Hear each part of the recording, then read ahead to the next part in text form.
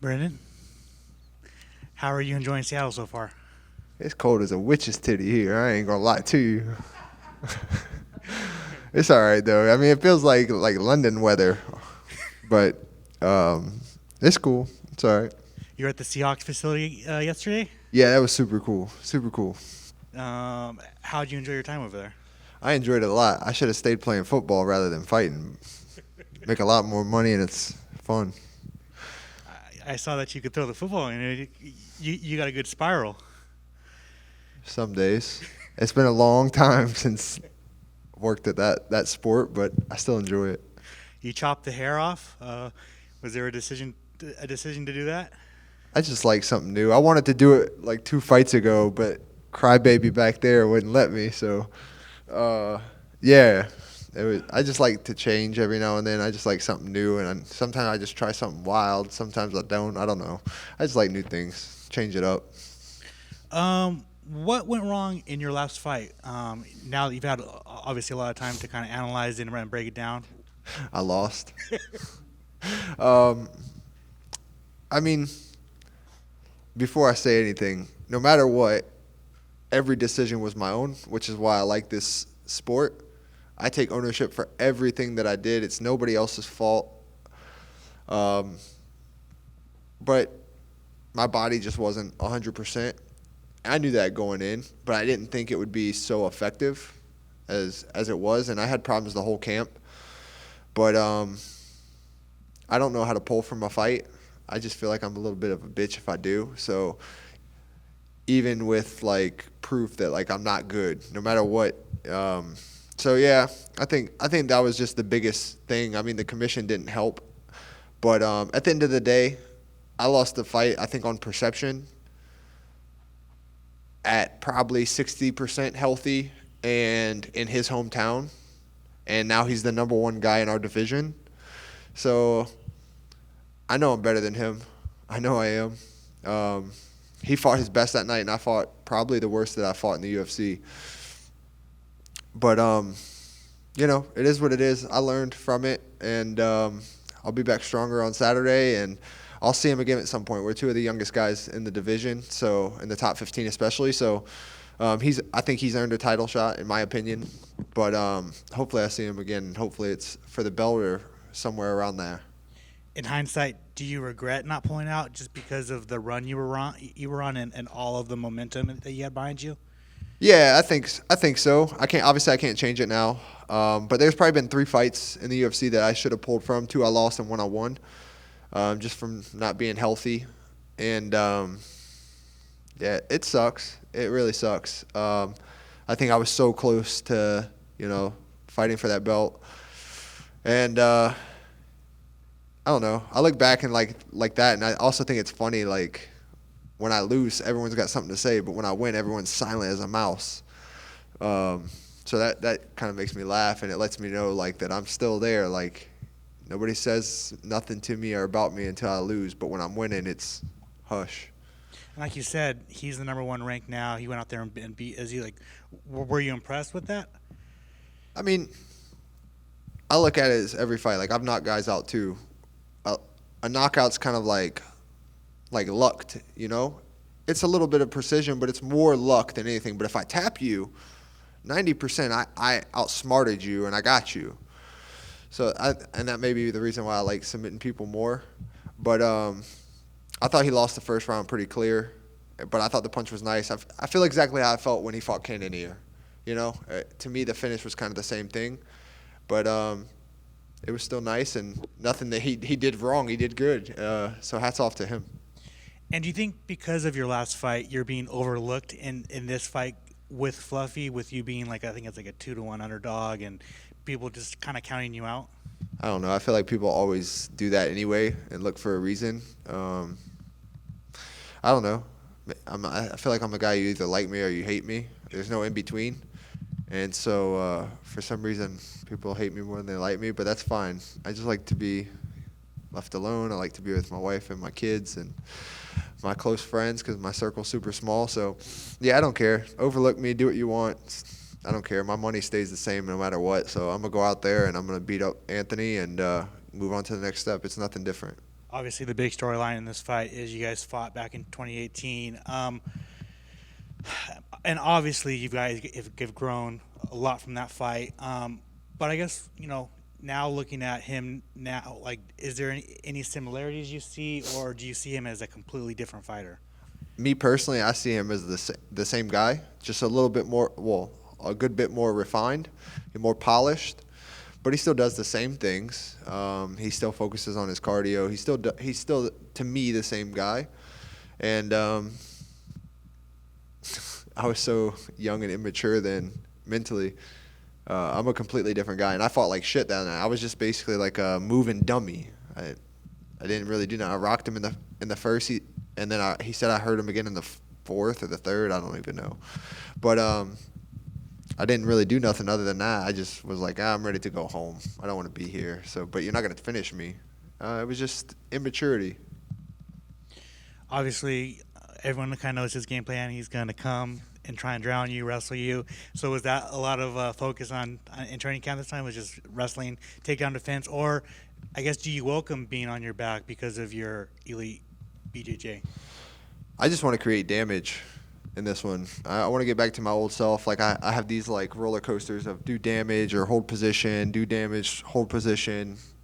And for me this time it's I just want to create damage. So no, I plan to make him work as well. Like he's good at creating these situations to where he doesn't put a lot of effort into it, but he makes his opponent put a lot of effort into it. Like being on the cage, he wants you to spaz. He wants you to use all the strength. So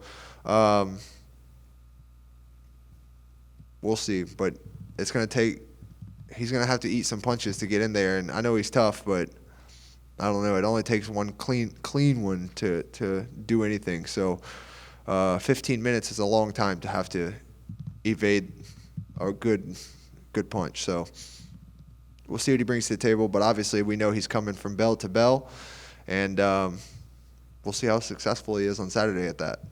Last two for me. How do you get your hand raised on Saturday? Be myself. Being Brendan Allen, when I'm on. So it's just being the best me that I can be. If the best me shows up, I'm the best fighter in the world at middleweight. So I just need to be the best me.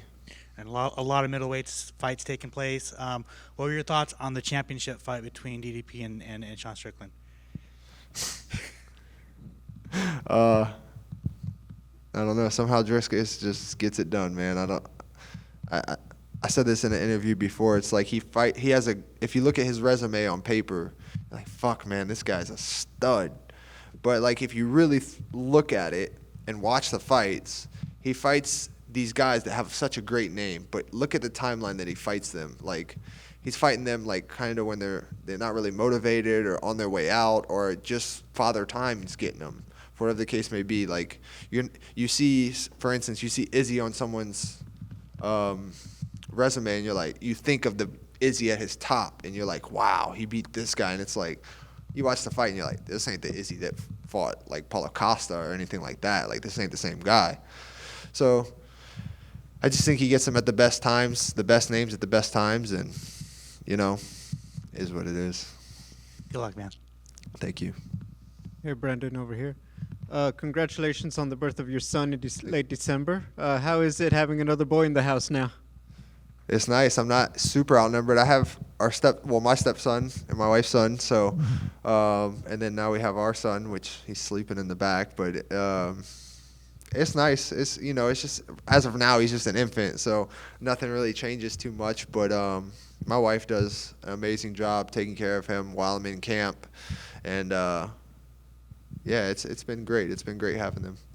When you think about, when he gets a little bit older, and obviously, you obviously share this with your family and your kids, what do you think about when you say, hey, dad was a fighter, and maybe starting to show him those clips and videos of you fighting one day? Man, to be honest, I like to just share these experiences with my kids. Like, this will be the last one that my youngest daughter doesn't attend.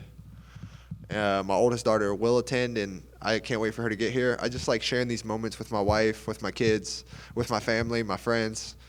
It's more important than the outcome, because it doesn't matter how good you are, how bad you are. Like, if you get here and get to experience this, like, not many people get to do it. There's so many people that wish they could. So to be at the level that I'm currently at and have been at is like, it's super cool. So I don't really care too much of like, oh, Dad was a fighter. I'm more just trying to create the memories and share the experiences with everyone, because I'd rather just be the best dad rather than the best fighter.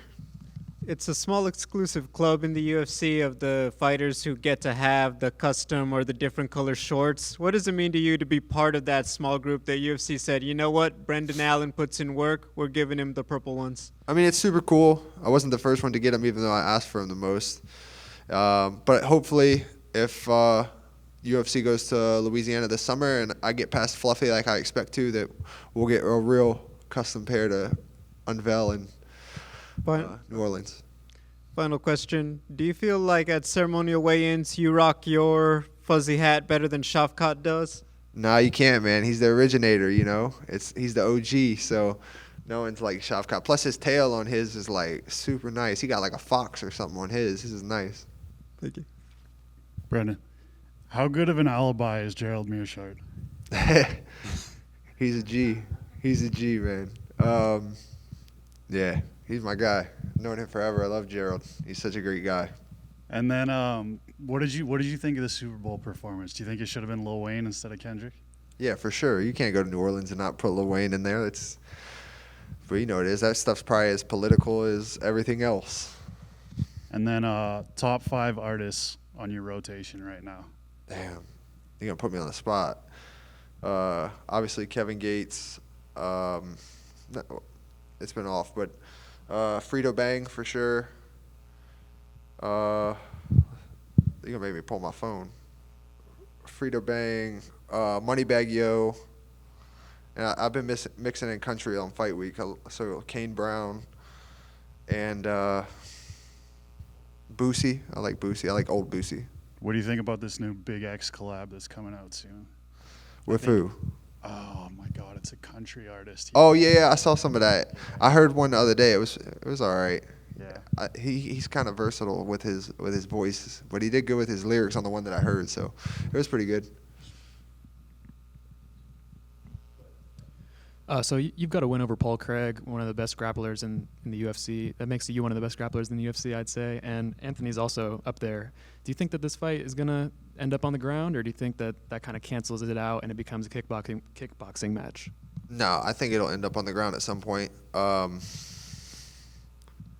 think it'll definitely end up on the ground at some point. You know, he's not going to stop trying to take me down unless he's tired. You know, and we'll see.